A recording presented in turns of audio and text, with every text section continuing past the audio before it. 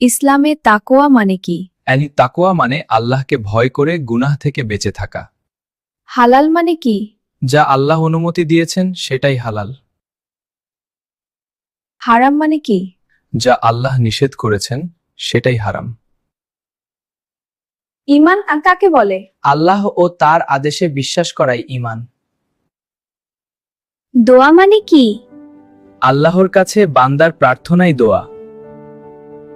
সুন্নাহ কি?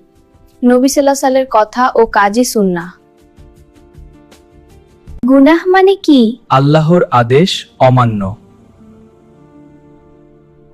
জান্নাত কি?